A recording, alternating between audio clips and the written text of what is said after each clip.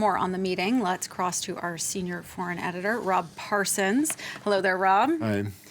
So tell us more about the goals of this conference, and do the attendees really have the power to implement these goals? Oh, that's the big question, the second one there, I think. But yeah, this is really part of the peace process that was established back, or set going really at the beginning of last year with the first Berlin conference, which in turn culminated in the ceasefire in October last year, and then the setting up of the Libyan Political Dialogue Forum, which appointed effectively the interim prime minister and the head of the three-man presidential council, which have been effectively trying to establish some sort of central control in Libya ever since. And one of the things that they've been tasked with doing is setting up elections for December this year, presidential elections at this stage. Originally, the idea was that presidential and parliamentary elections would be held at the same time. They failed to agree, and they've decided to put off the parliamentary elections to next January now. But their job really is to make sure that all the legislation is in place and that the rules are understood for the elections. At the moment, it's not clear that they really are, and that is one of the big issues that's going to be discussed at the conference today. You know, how to get the world powers on board for an agreed set of rules, which the Libyans, first and foremost, will agree to play by.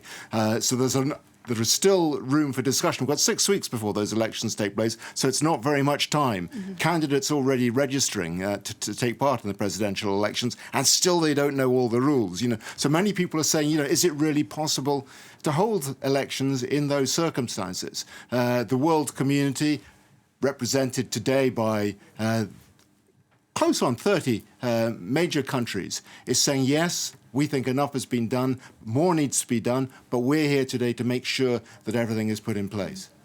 This meeting being hosted by French President Emmanuel Macron. We're actually seeing footage of arrivals right now. Who are the most important players that are going to be there today, and how does that impact the chances of success? Yeah, well, First of all, Libya is there. That is, the most important player. The fact that they've managed to agree sufficiently, although there have been disputes between the Presidential Council and the government in the run-up as to who should be allowed to come to Paris to attend, for instance.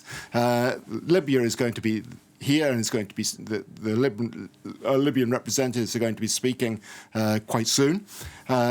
In addition to France, Angela Merkel from Germany, obviously a key player in all this, one of the big facilitators of these talks. Likewise, the Italians, Mario Draghi playing a big role in trying to get things moving, the United Nations. But aside from that sort of central group, there are two key players who are here as well. Russia, who is sending Sergei Lavrov, the foreign minister, President Putin not coming, and Turkey, who sent a message to the organisers of this by not coming in the form of President Erdogan, but sending a deputy foreign minister instead. Remember, the Turks and the Russians have troops and mercenaries in Libya. It's very important that they're on board. Mm-hmm.